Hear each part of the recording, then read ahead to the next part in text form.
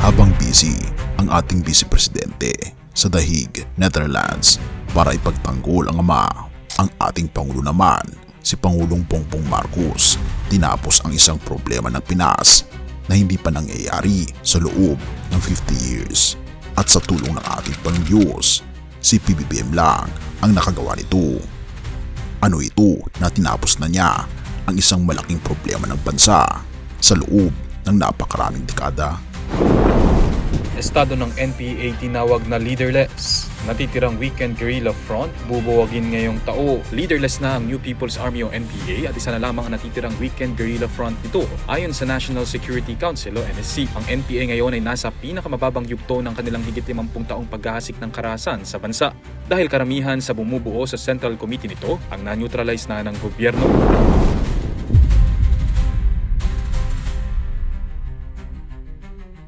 Habang ang Vice Presidente ng Pilipinas ay abala sa The Hague, Netherlands upang ipagtanggol ang ama, ang ating Pangulo naman ay gumawa ng isang hakbang na hindi pa nangyayari sa nakalipas na 50 years. Hindi mo ito inaasahan, ngunit ang isang malaking problema ng bansa ay natapos na. Kaya ito na ang mga araw ng tagumpay ng Administrasyong Marcos. Pero paano nga ba ito nangyari? Ngunit hindi ito ang buong kwento. Kung tutuusin, ang New People's Army or NPA na pinalakas ng Communist Party of the Philippines o CPP ay halos nawala ng lakas. Tumatagal na sila ng higit sa 50 taon pero ngayon wala na silang leader. At hindi lang yan, isa na lang ang natitira nilang mahinang gerilya na inaasahang matutuldukan sa loob ng taon.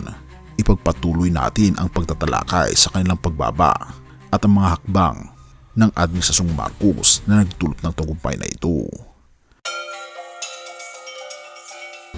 Bago natin ipagpatuloy kaibigan, siya nga pala ang Great Controversy na isa sa mga pinaka-kontrobersyal na libro dahil tumutukoy ito sa mga propesiya sa libro ng Daniel at Revelation na nagaganap na sa panahon natin ngayon bago ang pagdating ng ating Panginoong Diyos ay pinamimigay na namin ng libre sa pamamagitan ng PDF. At ito ay nasa limited lamang na panahon. Kaya i-click mo sa description sa baba upang ma-avail mo kaibigan ang napaka-importanteng libro ito na magbubukas sa iyo sa mas maliwanag mong hinaharap. Purihin ang ating Panginoong Diyos at tayo magpatuloy. Pero bakit nga ba naging ganito ang sitwasyon ng NPA?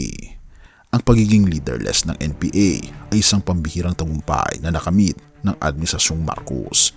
Maraming leader kasi ng NPA at mga miyembro ng Central Committee ang nag-neutralize. Kaya't ngayon, tanging malilit na unit na lang ang nagpapatakbo sa grupo. Habang ipinagpatuloy ng administrasyon ang malalakas na operasyong militar at pulis, pati na rin ang mga lokal na peace engagements at mga proyekto para sa socio-economic development, nakaharap ang NPA sa isang hindi maiwasang pagkatalo.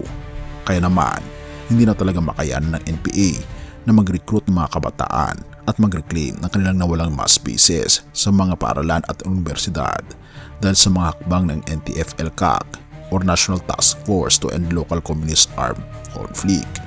Ang mga proyektong ito kasama ng mga amnestiya at iba pang mga programa ay naging hadlang sa kanilang mga plano. Pero hindi pa dito natatapos. Sa kabila ng pagiging leaderless, may isang huling balakid pa rin ang natitirang weekend na gerilya sa Camarines Sur. Ngunit may pag-asa ang mga puwersa na determinadong matuldukan ang huling natitirang puwersa ng NPA ngayong taon. Ngunit bakit nga ba ito mahalaga? Bilang isang bansa, ito ay isang tagumpay na hindi natin dapat ipagwawalang bahala. Sa huling 50 taon, nagdulot ng terorismo at takot ang NPA sa ating mga kababayan. Ngayon ang natitirang mga armadong miyembro ng NPA ay bumaba na sa 1,050 at ang kanilang isang natitirang gerilya ay tinatayang mawawala na sa darating na mga buwan. Dahil dito, ano ang mga susunod na hakbang? Habang patuloy na pinapalakas ng Administrasyong Marcos ang mga hakbangin para sa kapayapaan at kaayusan, ang mga hamon sa hinaharap ay nanatiling seryoso, ngunit ang tagumpay na nakamit sa pagtanggol ng liderato ng NPA ay nagbigay daan sa isang mas maliwanag na bukas para sa ating bansa. Hindi na ito ang NPA ng nakaraan at sa wakas Ang tanong, ano ang magiging epekto nito sa ating bansa sa mga susunod na taon?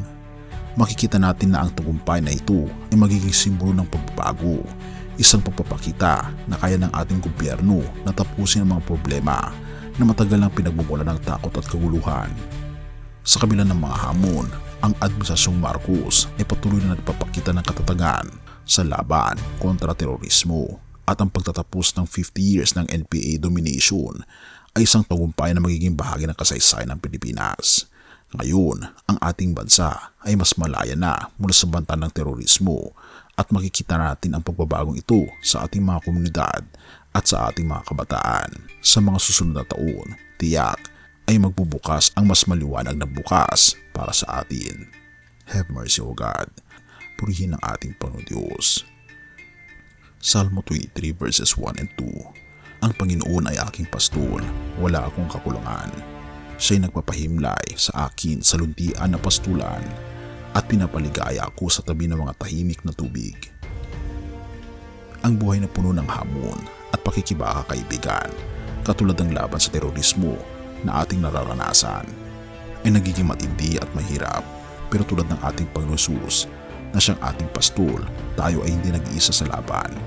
Ang Salmo 23 ay nagsasaad ng tiwala at kapayapaan na matatagpuan natin sa ating Panginoon Diyos. Siya ang magdadala sa atin sa tahimik na pastulan, isang simbolo ng kapayapaan at kaligtasan. Sa kabila ng lahat ng pagsubok, kaibigan, tulad ng nangyayari ngayon sa ating bansa, ang ating Panginoon Diyos ang magpapalakas sa atin. Sa kanyang gabay, ang mga hadlang at paghihirap ay nagiging pagkakataon upang magpatuloy tayo sa kanyang mga hakbang. Pinipili ng ating Panginoon Diyos na magbigay ng lakas at tapang at magpatuloy tayo sa kabila ng matinding laban. Sa bawat tagumpay, kaibigan, tulad ng nakamtan natin laban sa NPA, hindi natin ito dapat ipagmalaki, kundi ituring natin ito bilang isang pagkakataon na pasalamatan ng ating Panginoon Diyos.